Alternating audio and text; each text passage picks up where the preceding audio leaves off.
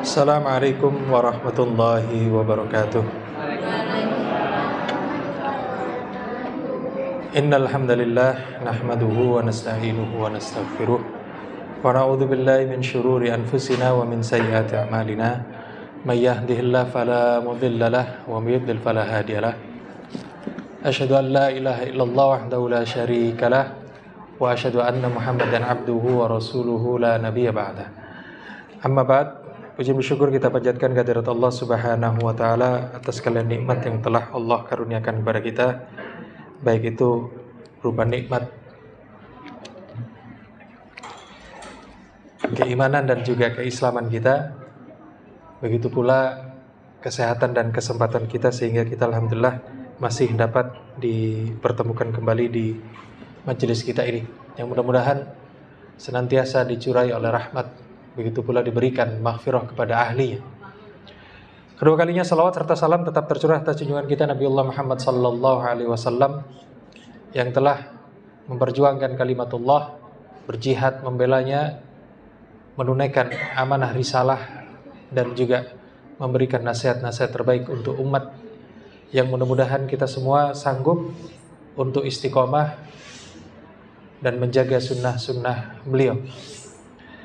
Ma'asyiral muslimin yang dimuliakan Allah, melanjutkan kajian kita tentang sirah nabawiyah masih di periode Makkiyah, yang pada kesempatan yang lalu kajian kita berakhir di kisah tentang utusan Quraisy yang terakhir untuk menemui Abu Thalib agar menyampaikan pesan kepada Rasulullah SAW untuk tidak saling mengganggu. Lalu kemudian Rasulullah SAW menawarkan kepada mereka satu kalimat yang kalau mereka mau mengucapkannya, maka bagian timur atau bagian barat bumi ini akan berada di bawah kekuasaan mereka. Tapi kemudian ketika disampaikan oleh Rasulullah bahwa kalimat itu adalah la ilaha illallah, maka mereka pun bertepuk tangan tertawa, karena mereka mengetahui, menyadari bahwa Rasulullah SAW tidak akan berhenti menyampaikan dakwah tauhid itu, dakwah menyeru mereka untuk menyembah Allah semata-mata. Sehingga akhirnya mereka pun pulang tanpa ada kesepakatan dengan Rasulullah SAW. Yang ini kemudian terjadi beberapa saat sebelum paman Rasulullah SAW, yaitu Abu Thalib, meninggal dunia. Ma'asyiral muslimin yang dimuliakan Allah, beberapa bulan kemudian Abu Thalib yang memang umurnya sudah sepuh, disebutkan dalam sejarah itu sudah 80 tahun. Ya, kalau masa sekarang biasanya kalau sudah 80 tahun itu disebut sebagai ardalil umur. Ya, umur yang kembali seperti umur paling hina. Kenapa begitu? Karena kita melihat pertumbuhan manusia dari mulai bayi, lalu kemudian ke anak-anak, lalu kemudian remaja, dewasa, lalu kemudian mulai masuk masa sepuhnya hingga sepuh, hingga kemudian tua renta. Maka yang paling rendah adalah saat dia masih masa kurang lebih 3 tahun ke bawah, di mana ingatannya masih lemah, di mana kecerdasannya juga kurang, di mana kemudian sembarangan dalam melakukan tindakan. Yang itu juga kemudian biasanya juga kembali dialami oleh orang-orang yang diberi umur panjang, umur 80 tahun ke atas. Ketika kemudian mulai pikun, lalu kemudian mulai ngomong sembarangan, lalu kemudian mohon maaf barangkali kemudian ada yang kencing di sembarang tempat, persis seperti kanak-kanak itu.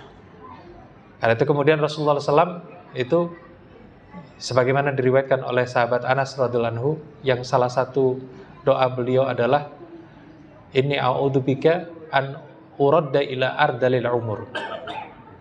Aku berlindung padamu ya Allah agar aku tidak dikembalikan ke umur yang paling hina. Nah itu. Khawatir kemudian menjadi fitnah di masa tua kita. Nah itu doa Rasulullah. Nah kembali kepada kisah Abu Thalib yang sudah sepuh ini. Saat Abu Thalib kemudian sakit, lalu dikunjungi oleh Rasulullah sallallahu alaihi wasallam untuk didakwai. Barangkali di akhir hayatnya kemudian mau bersyahadat, mau mengucapkan kalimat tauhid.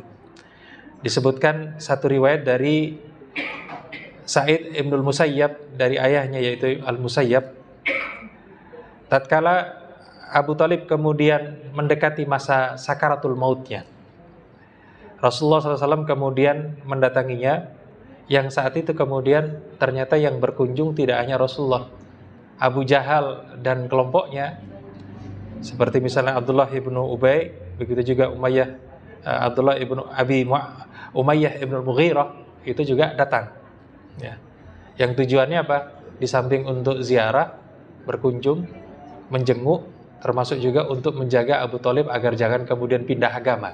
Nah itu. Maka Rasulullah SAW mendatangi pamannya yang sedang berbaring itu, kemudian menyatakan, Ayam, kul la ilaha illallah. Wahai pamanku, ucapkanlah la ilaha illallah, kalimatun uhajulaka biha indallah. Yang itu adalah satu kalimat yang aku bisa berhujjah dengannya, yang aku bisa membelamu kelak di sisi Allah Subhanahu wa ta'ala. Ya.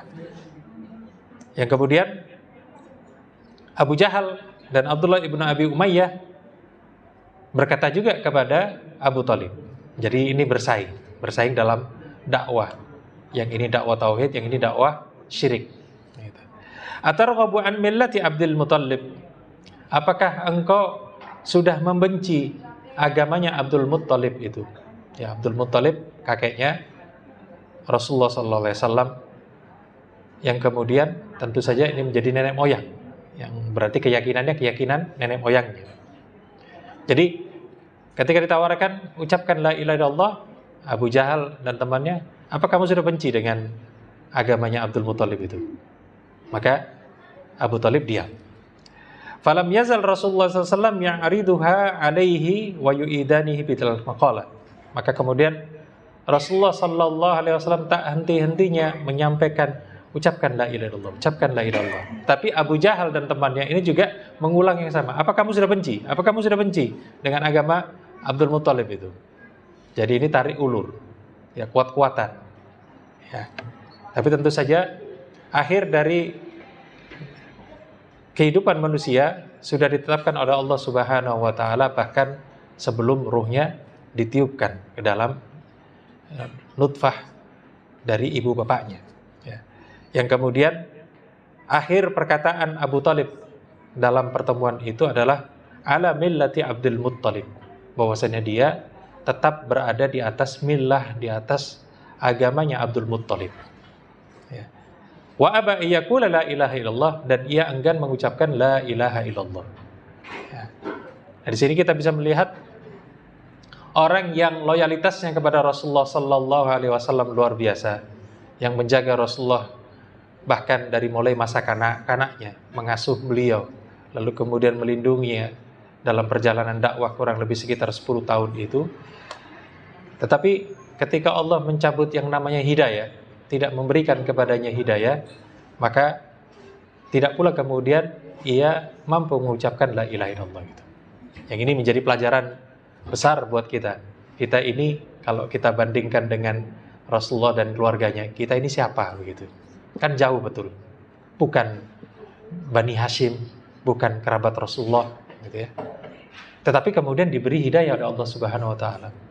Ya, meskipun kita terlahir dari kecil mengucapkan la ilaha illallah itu, tetapi itu hidayah juga. Gitu. Karena itu kemudian kesyukuran kita tidak habis-habisnya. Ya. Abu Thalib yang kemudian membantu Rasulullah, melindungi Rasulullah dari Quraisy, itu kemudian tidak dapat hidayah. Sementara kita dapat hidayah. Karena itu kemudian kalau kita tidak bersyukur, tidak kemudian membalas hidayah Allah itu dengan ibadah yang kuat, lalu kemudian dengan kesolehan kehidupan kita betul-betul merugi begitu. Diberi kesempatan besar, tapi kemudian tidak dimanfaatkan. Yang mudah-mudahan Allah Subhanahu wa taala menjaga kita agar husnul khotimah, terjaga la ilaha illallah itu dalam diri kita. Amin. Nah, ketika kemudian Abu Thalib meninggal dunia dalam kondisi tidak mau mengucapkan la ilaha illallah itu, Rasulullah sallallahu alaihi wasallam menyatakan, "Wallahi la astaghfiranna laka ma lam unha anka." Demi Allah, aku akan mintakan ampun untuk engkau selama aku tidak dilarang untuk melakukan hal itu kepada engkau. Artinya, saat belum ada larangan, dilarang untuk mendoakan seorang musyrik, maka Rasulullah akan berusaha tetap untuk mendoakan pamannya ini. Ya. Yang karena itu kemudian Allah Subhanahu wa Ta'ala menurunkan teguran sekaligus panduan bagaimana seharusnya sikap seorang Rasul, bagaimana seharusnya sikap seorang mukmin ketika berbicara tentang masalah akidah itu. Ya. Allah menurunkan firman-Nya dalam surah At-Taubah ayat 113, "Ma kana lin-nabiyyi walladzina amanu ayyastaghfiru lil musyrikin." Tidak sepatutnya untuk seorang nabi dan orang-orang yang beriman itu memintakan ampun bagi orang-orang yang musyrik itu. Walau kanu uli qurba min ba'di ma tabayyana lahum annahum ashabul jahim. Meskipun mereka itu termasuk dalam kerabat dekat setelah jelas bagi kaum mukminin bahwasanya mereka itu termasuk ashabul jahim, para penghuni neraka. Nah itu. Nah ini konteks ketika Abu Thalib kemudian meninggal dalam kondisi tidak mau mengucapkan la ilaha illallah itu, Allah sebutkan ini tabayyana lahum annahum min ashabil jahim, bahwasanya Abu Thalib itu min ashabil jahim, termasuk dari penghuni neraka itu. Kenapa? Karena menolak mengucapkan la ilaha illallah. Yang kemudian tuntunannya apa? Yaitu tidak memintakan ampun untuk orang-orang musyrik yang sudah seperti ini. Sebab apa? Ketika ditawarkan baik-baik kemudian menolak, lalu kemudian mati dalam kondisi musyrik, tentu saja sudah putus harapan itu. Sudah tidak ada jalan lagi kemudian untuk menyelamatkannya. Karena itu kemudian memintakan ampun ini percuma juga. Dan ini persis dengan kejadian yang dialami oleh Nabi Nuh alaihissalam ketika berada di atas kapal yang kemudian terkena banjir bandang di mana seluruh dunia kemudian tertutup air itu, yang kemudian di atas kapal itu beliau melihat putranya ya, sedang berenang berusaha menyelamatkan diri. Lalu kemudian ditawari oleh Nabi Nuh agar kemudian mau naik ke kapal, tapi dengan syarat itu tadi, beriman kepada Allah Subhanahu wa taala. Apa yang dilakukan? Menolak dia. Sa'awi ila jabal, aku akan berlindung ke gunung yang tinggi itu. Tapi kemudian disampaikan oleh Nabi Nuh bahwa hari ini tidak akan ada yang selamat, nah, itu, kecuali yang ada di kapal ini. Dan betul, akhirnya kemudian disapu oleh ombak lalu mati dalam kondisi kafir tersebut. Tetapi di sini kita bisa melihat Nabi Nuh kemudian menyampaikan, ya Allah, ini putraku, min ahli, dari keluargaku. Tapi kemudian Allah Subhanahu wa taala menjelaskan bahwasannya itu bukan keluargamu. Itu amalun ghairu sholih. Itu amal yang tidak soleh. Nah itu. Yang menunjukkan bahwasanya apa? Ketika kemudian kita berhadapan dengan kondisi seperti itu, ada keluarga kita yang kemudian naudzubillah min dzalik dicabut hidayahnya oleh Allah Subhanahu wa taala menjadi amal-amal yang tidak soleh, maka kita bukan kemudian lalu menyatakan tolong dia. Ya, kalau sudah meninggal dunia, sudah putus harapan. Tapi kalau masih kemudian berada dalam ikatan ajalnya, maka bisa kita mintakan ampun. Bisa kita kemudian ajak dia kemudian supaya dia bisa bertobat sebelum ajalnya tiba. Nah, di situ sikapnya. Nah, Rasulullah SAW diingatkan dengan ayat ini. Kemudian juga diturunkan berkenaan tentang Abu Thalib juga, ya. Firman Allah Ta'ala dalam surah Al-Qasas ayat 56, innaka la tahdi man ahbabta walakinallaha yahdi man yasha. Nah, gitu. Sesungguhnya engkau tidak bisa memberi petunjuk kepada orang yang engkau cintai, yang engkau sayangi. Walakinallaha yahdi man yasha, akan tetapi Allah lah yang memberi petunjuk kepada siapapun yang Dia kehendaki. Karena itu apa? Usaha kita dalam membuat keluarga kita kemudian mendapat petunjuk, itu memang usaha yang kita katakan sebagai irsyadi. Ya, kalau dalam ilmu dakwah itu, hidayah itu ada dua macam. Ada yang namanya hidayatul irsyad. Hidayah dalam artian memberitahu ini jalannya, ini Islam, ini akhlak yang baik, ini syariat yang sempurna. Nah, itu hidayah irsyad. Tapi orang ketika menerima hidayah tersebut belum tentu kemudian akan memilih jalan tadi. Bukan kemudian langsung lalu memeluk Islam atau kemudian bertobat sehingga kemudian menjalankan syariat dengan baik. Belum tentu. Nah, itu. Sebab yang seperti itu haknya penguasa hati, Allah Subhanahu wa taala. Nah, itu yang kemudian disebut sebagai hidayatut taufik. Hidayah taufik itu apa? Petunjuk, sehingga kemudian seorang manusia mendapatkan taufik, mendapatkan perkenan dari Allah Subhanahu wa taala untuk menempuh jalan kebenaran tadi, jalan Islam tadi, jalan syariat tadi. Nah, itu. Kita bisa lihat bagaimana Rasulullah SAW berusaha keras mendakwai pamannya itu agar kemudian mengucapkan kalimat tauhid, tapi kalau Allah tidak memberi taufik, nah itu, tidak mengizinkan, maka tidak akan terjadi. Nah, ini. Kemudian yang kedua, bahwa hidayah itu betul-betul memang haknya Allah Subhanahu wa taala dari ayat ini. Sehingga kalau kita mau kemudian hidayah itu betul-betul terkena kepada orang, terkena kepada sasaran dakwah kita, maka yang terbaik bukan meminta orang itu, bukan merayu orang itu agar kemudian masuk Islam, tidak. Tapi bagaimana kemudian kita meminta kepada ya Allah, takdirkan orang ini bertaubat. Nah itu yang dilakukan oleh Rasulullah SAW. Ketika kemudian nanti kita jumpa kisah di Taif itu, bagaimana kemudian beliau ditolak itu, yang beliau minta bukan kemudian mendakwai mereka lalu kemudian memaksa mereka untuk masuk Islam, tidak. Tapi meminta kepada ya Allah, biarkan mereka. Karena mereka tidak tahu yang barangkali kemudian akan muncul dari keturunan mereka orang-orang yang akan beriman kepada dirimu itu. Nah, itu sikap seorang dai, sikap seorang rasul gitu. Saya lanjutkan. Abu Thalib, paman Rasulullah SAW ini meninggal pada bulan Rajab tahun ke-10, yang kemudian nanti diberi istilah Amul Huzni, tahun kesedihan, yang terjadi kurang lebih sekitar 6 bulan setelah batalnya pemboikotan di kampung Bani Hashim yang sudah kita bahas pada kajian sebelumnya. Jadi setelah selesai pemboikotan tersebut, 6 bulan kemudian Abu Thalib meninggal dunia. Meskipun ada yang meriwayatkan Abu Thalib itu meninggal bulan Ramadan 3 hari sebelum Khadijah radhiyallahu anha wafat. Jadi ini berturut-turut. Abu Thalib ini disayangi Rasulullah, meninggal.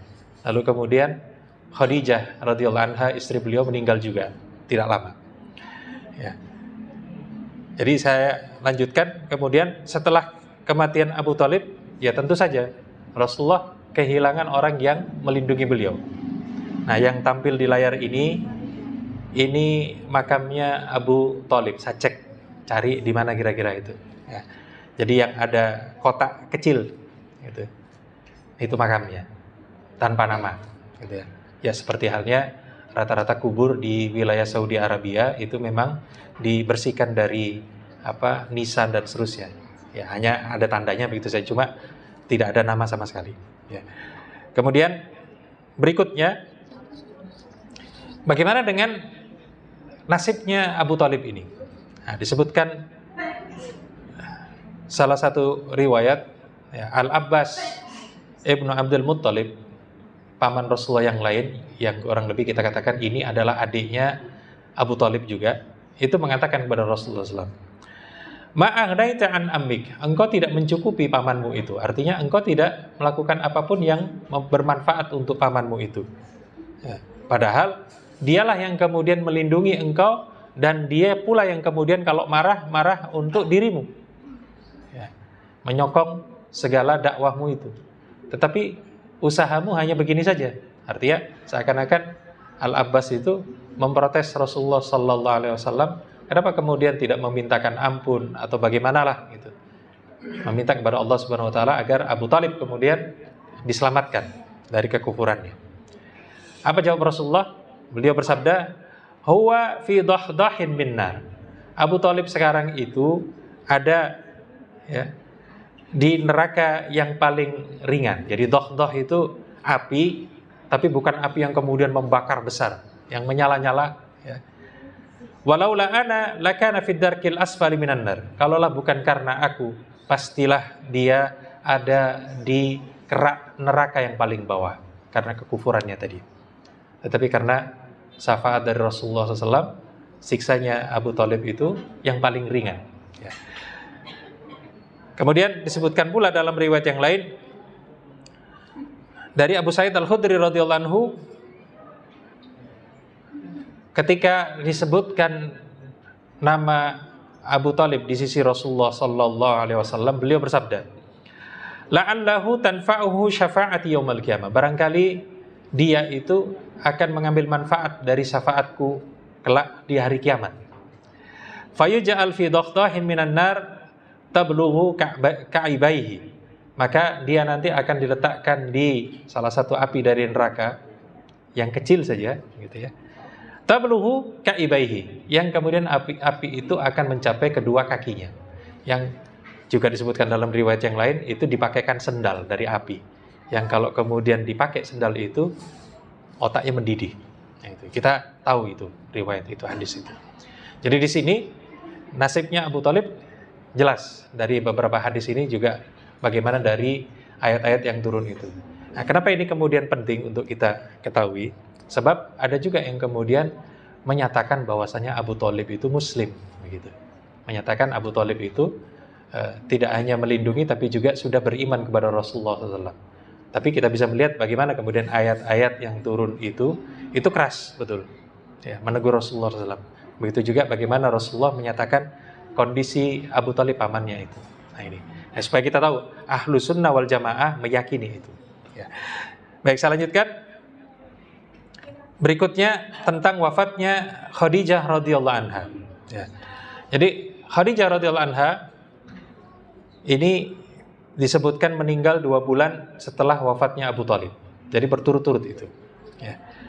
Ada pula yang kemudian tadi disebutkan pula riwayat yang menyebutkan Khadijah itu meninggal 3 hari setelah kematian Abu Thalib. Jadi kita bisa bayangkan, pamannya meninggal, tidak lama kemudian istrinya meninggal. Nah, itu. Ya. Kemudian disebutkan bahwa Khadijah meninggal di bulan Ramadan tahun ke-10 kenabian, yang tentu saja saat itu belum ada syariat puasa. Ya, sebab syariat puasa itu baru nanti tahun kedua Hijriah. Ya. Khadijah disebutkan meninggal dalam usia 65 tahun, sementara Rasulullah Sallallahu Alaihi Wasallam saat itu berumur 50 tahun. Ya. Yang kita bisa melihat Khadijah radhiyallahu anha ini menjadi anugerah dari Allah Subhanahu wa taala, sebab kita lihat bagaimana awal mula pertemuan dengan Khadijah sampai kemudian pernikahannya, sampai kemudian anak-anak dan putri-putrinya yang terlahir dari Khadijah, lalu dukungan Khadijah terhadap dakwah Rasulullah SAW, baik ketika mulai bertahanus, ketika kemudian menjadi Rasul, ketika kemudian mulai berdakwah, itu Khadijah all-out istilahnya, mendukung penuh Rasulullah SAW.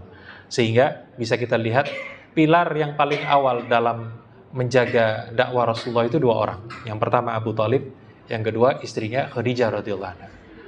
Ya, tapi kemudian kita tahu bagaimana nasib Abu Thalib tadi. Lalu kemudian Khadijah diwafatkan oleh Rasulullah di tahun ke-10 ini.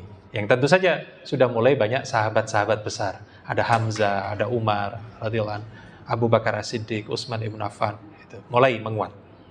Nah, tapi tentu saja kaum muslimin saat itu masih minoritas. Ya. Nah, Rasulullah Sallallahu Alaihi Wasallam dalam salah satu riwayat yang disampaikan oleh Imam Ahmad, beliau menyebutkan, wallah, demi Allah, ma abdalani Allahu khairan minha. Allah tidak memberikan ganti untukku yang lebih baik dari Khadijah ini. Nah, beliau sebutkan satu persatu apa itu kemudian fadilah, keutamaan Khadijah ini. Amanat bi hina kafarun nas. Dia itu beriman kepadaku saat orang-orang kufur kepadaku. Nah, itu. Sebab kita melihat dan tahu dengan betul bagaimana Rasulullah SAW itu ketika mendapatkan wahyu pertama kali, yang beriman pertama kali ya Khadijah. Jadi orang pertama dari seluruh kaum muslimin yang beriman kepada Rasulullah itu Khadijah, bukan laki-laki, perempuan. Nah, itu. Wasaddaqatni id kadzdzabani an-nas.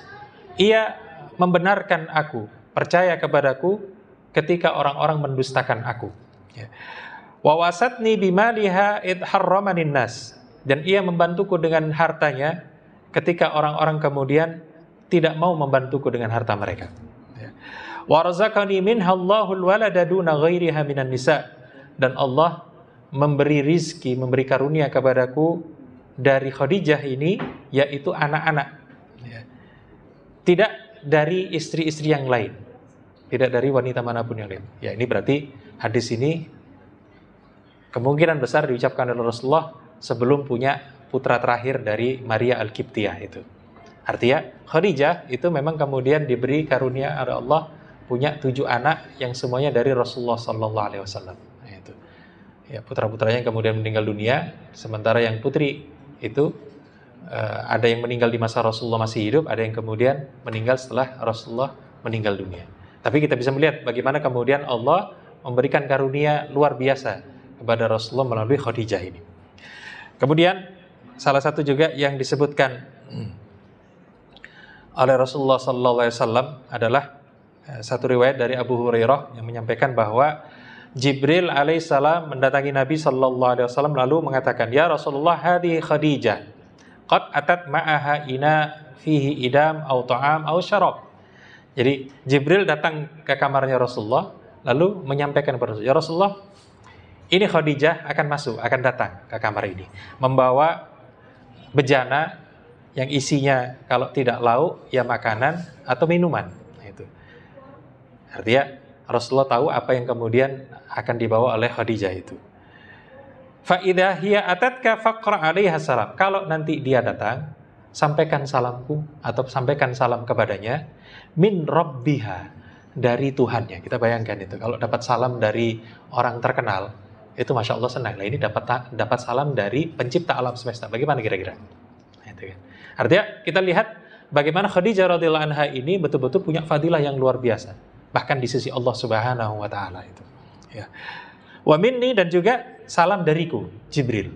Sebab tentu saja manusia biasa tidak bisa melihat Jibril. Karena itu titip salam kepada Rasulullah untuk disampaikan kepada Khadijah. Wa basyirha bi baitin fil jannah min qasabin la sakhaba fihi wala nasab. Dan berikan kepada Khadijah kabar gembira. Nanti ia akan mendapatkan rumah di surga yang terbuat dari mutiara, yang tidak ada suara hiruk pikuk di situ dan tidak ada pula kelelahannya. Nah, ini kita lihat bagaimana perjuangan Khadijah itu kemudian dibayar oleh Allah Subhanahu wa taala, diganjar oleh Allah Subhanahu wa taala dengan kemuliaan yang luar biasa tadi. Ma'asyiral muslimin yang dimuliakan Allah. Ya, ini kalau ya Khadijah meninggal tentu saja di Makkah. Kuburnya ada, kalau di masa lalu itu ada kubahnya, lalu kemudian ketika masa Ibnu Saud itu diratakan. Supaya apa? Supaya tidak jadi tempat orang ziarah kubur yang minta kepada penghuni kubur tersebut. Diratakan sehingga kemudian yang ada sekarang di sebelah kanan itu. Nah, itu. Ya. Baik, saya lanjutkan. Sehingga kita bisa melihat Rasulullah Sallallahu Alaihi Wasallam itu mengalami kesedihan yang luar biasa. Yang pertama karena pamannya meninggal dunia, sehingga tidak ada yang melindungi beliau lagi. Kemudian istrinya yang juga meninggal dunia, sehingga hal ini sangat mengguncang Rasulullah Sallallahu Alaihi Wasallam. Ya. Di situ kemudian setelah wafatnya Abu Thalib, kaum Quraisy tentu saja semakin berani. Kalau dulu masih dihalangi oleh Abu Thalib. Sebab apa? Abu Thalib di belakangnya ada Bani Hashim yang juga punya kekuatan luar biasa. Tapi ketika kemudian Abu Thalib meninggal dunia, siapa lagi yang membela Rasulullah SAW? Nah, itu. Sehingga kemudian Quraisy semakin menjadi-jadi. Ya. Yang diantaranya kemudian ada disebutkan dalam salah satu riwayat bagaimana ketika Abu Thalib sudah meninggal dunia itu ada orang nekat. Kalau dulunya tidak ada sama sekali yang nekat kecuali para pembesar Quraisy, ini orang biasa pun nekat juga. Bawa tanah disiramkan ke rambutnya Rasulullah SAW. Nah, itu. Kotor rambutnya. Akhirnya pulang bertemu dengan putrinya. Dicuci sambil menangis. Ya. Ketika menangis seperti itu, jangan menangis. La tabki ya bunayati. Jangan menangis, wahai putriku. Kenapa? Karena Allah menjagaku dari mereka. Dan itu memang dijamin dalam Al-Quran bahwasannya Allah itu disebutkan innallaha ya'simuka minan nas. Wallahu ya'simuka minan nas. Allah itu melindungi engkau dari perbuatan orang-orang. Artinya apa? Allah Subhanahu wa taala menjamin Rasul ya luka mungkin ya. Nanti dalam perang Uhud kita bisa tahu bagaimana Rasulullah terluka, giginya tanggal dan seterusnya, tapi terbunuh tidak. Dilindungi oleh Allah Subhanahu wa taala. Nah, itu. Nah, yang ini kemudian kita bisa melihat bagaimana tahun itu menjadi tahun yang semakin mematahkan semangat gitu. Yang disebutkan misalnya ada para sahabat sudah nggak tahan pingin hijrah misalnya ya. Ma'asyiral muslimin yang dimuliakan Allah, kemudian ketika tekanan semakin meningkat, yang dilakukan oleh Rasulullah SAW adalah mencari suaka. Kalau bahasa kita sekarang suaka politik. Kalau di dalam negerinya itu dimusuhi, dituduh macam-macam, ya cari tempat lain yang mau melindungi dirinya. Yang dilakukan oleh Rasulullah pertama kali adalah pergi ke Taif. Ya, Taif ini tidak jauh. Ya, pernah saya jelaskan, Taif ini wilayahnya agak tinggi dibandingkan dengan Makkah. Sehingga Makkah itu suhunya panas, Taif ini lebih dingin. Ya kalau zaman dulu itu ibarat Surabaya dengan Batu Malang gitu kan, dingin itu. Nah, jadi Rasulullah ke sana. Di Taif itu kabilahnya kabilah Sakif namanya. Sehingga orang-orang yang di situ selalu disebut dengan nama As-Saqafi. Nah, ya nanti kemudian akan muncul beberapa orang Saqafi itu, ada yang kemudian masuk Islam, ada yang kemudian berkhianat, macam-macam. Ya.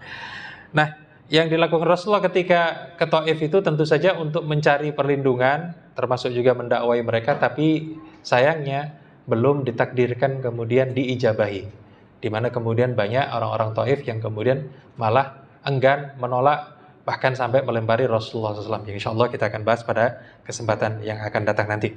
Ya. Kemudian tekanan kepada para sahabat itu semakin menguat. Bahkan Abu Bakar radhiyallahu anhu itu pun yang kita kenal pemberani, yang kita kenal kemudian juga membela Rasulullah SAW, itu sampai sesak, sampai tertekan, lalu kemudian berencana untuk hijrah ke Habasyah. Sehingga kemudian Abu Bakar radhiyallahu anhu itu sempat keluar dari kota Makkah, sudah bawa bekal untuk berangkat ke Habasyah, sampai ya, di Barkul Ghumat kalau tidak salah. Ada satu tempat yang kurang lebih sekitar 6 kilo dari kota Makkah, sudah mendekati wilayah laut. Ya. Tapi di situ kemudian ditemukan oleh salah seorang warga Makkah yang baik. Jadi meskipun dia tidak Muslim, tetapi dia tidak mau kemudian melukai orang ataupun menekan orang lain. Yang kemudian menyampaikan kepada Abu Bakar As-Siddiq radhiyallahu anhu, "Tidak usah hijrah, aku akan melindungimu." Akhirnya kemudian Abu Bakar As-Siddiq dibawa kembali. Nah, di sini kita bisa melihat bagaimana kemudian kondisi kaum muslimin. Ya. Bagaimana ketika Rasulullah SAW tidak ada yang melindungi, lalu kemudian bagaimana para sahabat itu semakin mendapat tekanan, sehingga dalam 3 tahun terakhir itu model dakwah Rasulullah berubah. Yang awalnya kemudian nanti hanya kepada warga Makkah saja, di 3 tahun terakhir itu berubah, diarahkan kepada orang-orang yang ada dari luar Makkah itu. Karena itulah kemudian tahun kematian Abu Thalib, begitu juga istri Rasulullah ini oleh Rasulullah sendiri disebut sebagai Amul Huzni, tahun kesedihan. Ya. Kenapa? Ya itu tadi, memang sulit. Maka kita bisa melihat, ma'asyarul muslimin yang dimuliakan Allah, bagaimana dakwah Rasulullah itu memang naik turun. Ya. Ketika dakwahnya kita katakan diam-diam, banyak yang kemudian menerima Rasulullah. Tapi ketika terang-terangan berhadapan dengan orang yang berbeda, ada yang kemudian kita katakan netral, tetapi ada juga yang bermusuhan, maka mulailah banyak goncangan di situ. Ya. Sampai kemudian meningkat permusuhannya itu, yang nanti dalam 3 tahun terakhir itu, bagaimana Quraisy itu sampai kemudian pada kesimpulan, ini harus dibereskan sudah Muhammad itu. Dibereskan bagaimana? Dihabisi, dibunuh. Nah, itu nanti di tahun ke-13 ketika Rasulullah SAW hendak hijrah tadi. Ma'asyiral muslimin yang dimuliakan Allah, di tahun itu pula, tahun ke-10 kenabian ini, Rasulullah SAW setelah meninggalnya Khadijah radhiyallahu anha, ya tidak lama kemudian ditawarkan untuk menikahi seorang janda namanya Saudah bintu Zam'ah radhiyallahu anha.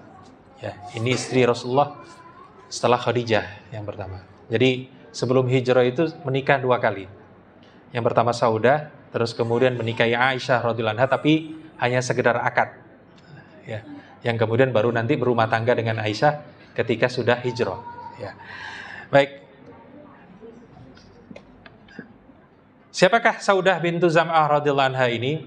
Nah, ini disebutkan keturunan dari Bani Amiriyah. Ya, tentu saja termasuk dari kelompok Quraisy.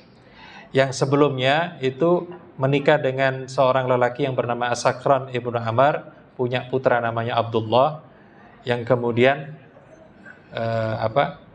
kematian As-Sakran ini, lalu masuk Islam, saudahnya itu, sehingga termasuk dalam kelompok as-sabiqunal awwalun, dari kalangan wanita. Ya. Bahkan ya, pernah ikut hijrah ke Habasyah bersama suaminya ini. Ya. Kemudian sempat kembali ke Makkah, tapi kemudian meninggal dunia sebelum hijrah ke Madinah. Jadi di sini sepasang suami istri muslim-muslimah, tapi kemudian ditakdirkan berpisah karena kematian suaminya. Yang itu kemudian Saudah, yang saat itu memang ya di Makkah itu tidak punya aturan ketat dalam masalah jilbab, tetapi nanti ketika di Madinah, Saudah radhiyallahu anha inilah yang kemudian menjadi sebab turunnya ayat hijab ataupun ayat jilbab itu, yang disebutkan riwayatnya oleh Umar bin Khattab radhiyallahu anhu. Saat itu kaum wanita, ya, memang terutama yang kaum bangsawan yang bukan budak, itu memang jilbabnya belum tertib. Yang saat itu kemudian Umar bin Khattab radhiyallahu anhu minta kepada Allah, ya Allah, turunkan sesuatu tentang masalah ini, turunkan ayat itu. Yang saat itu Umar radhiyallahu anhu kalau malam hari melihat ada sesosok wanita keluar dari rumah Rasulullah, tinggi orangnya, tahu, oh ini Saudah. Maka kemudian diteriaki oleh Umar bin Khattab, wahai Saudah, aku tahu engkau itu adalah engkau. Gitu ya. Supaya apa? Ini supaya memancing, mudah-mudahan Allah segera menurunkan ayat hijab. Tidak lama kemudian setelah itu turun betul ayat hijab, yang kemudian Rasulullah meminta kepada seluruh istrinya menggunakan jilbab itu, yang membedakan mana wanita yang kemudian wanita yang bukan budak dengan wanita yang budak itu. Sebab saat itu antara yang budak dan tidak budak itu tidak bisa dibedakan karena jilbabnya tidak dipakai. Sementara orang-orang Yahudi atau orang-orang musyrik ketemu budak digoda. Nah, itu. Budak perempuan lewat digoda. Dan ini kalau kemudian yang lewat misalnya malam hari istrinya Rasulullah kan bahaya kalau digoda seperti itu. Maka kemudian Umar ibn Khattab radhiyallahu anhu meminta kepada Allah seperti itu, turun ayat hijab. Sehingga saat itu kemudian bisa dibedakan mana wanita yang kemudian budak yang jilbabnya tidak beres dengan wanita yang kemudian berjilbab yang berarti kemudian ini bukan budak. Nah, itu. Nah, tapi sekarang tentu saja, tapi jangan sampai kemudian ibu-ibu disimpulkan, oh berarti kalau nggak berjilbab itu kayak budak. Dan itu tentu saja berbeda, karena asbabun nuzulnya begitu, karena masyarakat kita berbeda. Baik, sudah masuk atau belum? Ya, monggo.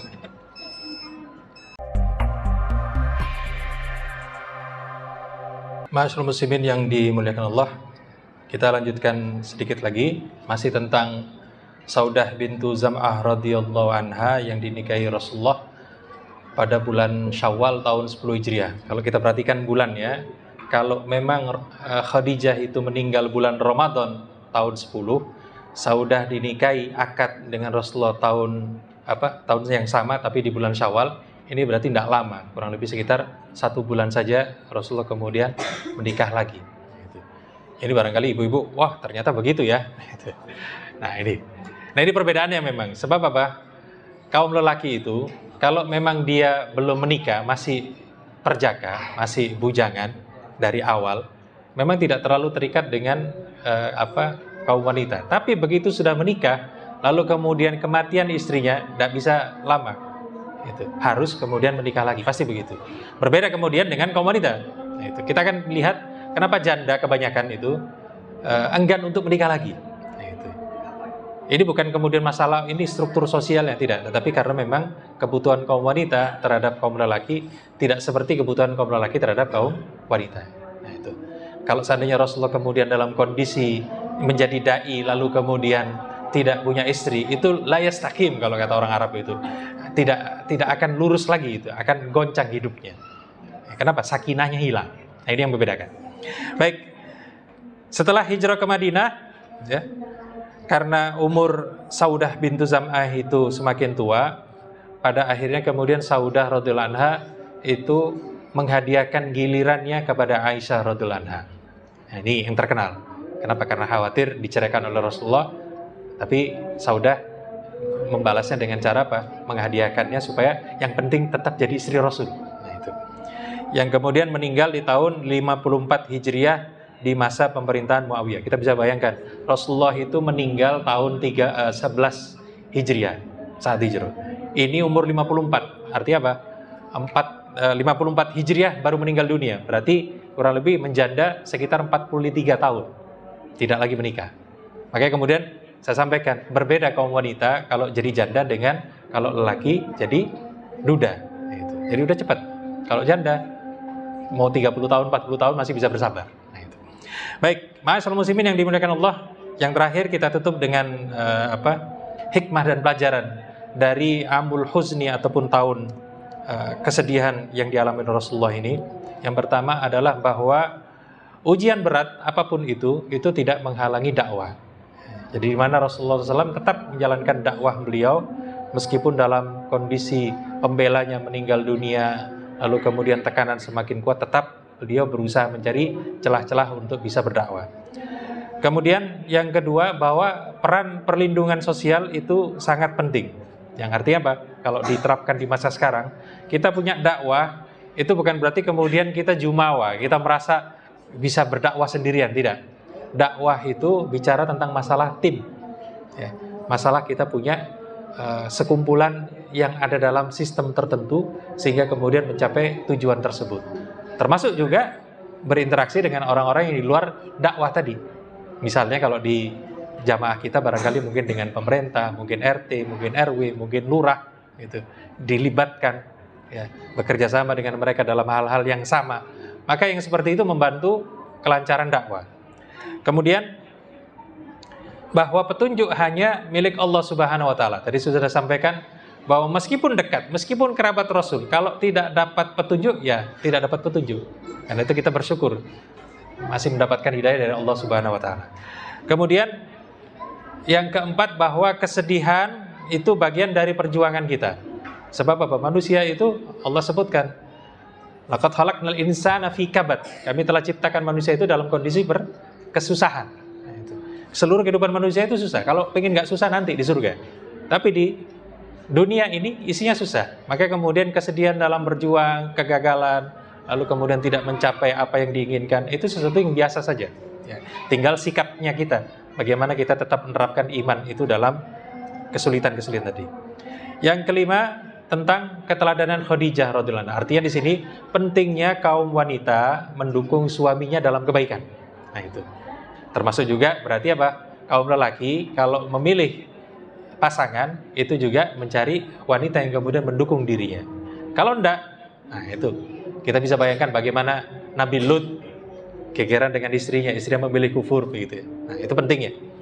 Kemudian yang keenam, syafaat yang disampaikan oleh Rasulullah SAW nanti di hari kiamat, ini bentuk kasih sayang dari beliau, baik terhadap umatnya, termasuk orang-orang yang juga melindungi beliau, ya, meskipun perbedaan kekuatannya.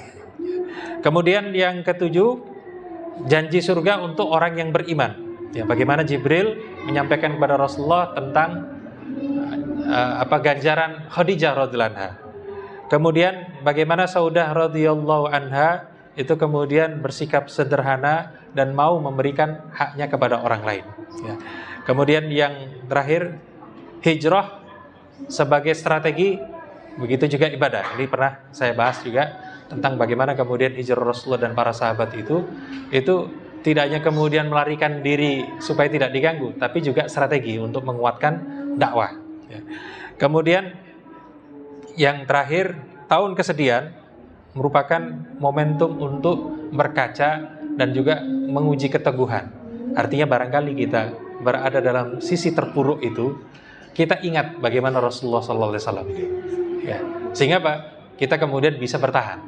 Kalau Rasulullah dalam dakwanya pernah kemudian terpuruk juga, tidak punya yang melindungi, maka kita pun kalau kemudian dalam kondisi seperti itu, kita mestinya juga berkudwah, ya, berteladan kepada Rasulullah SAW untuk bisa bertahan dalam kehidupan kita.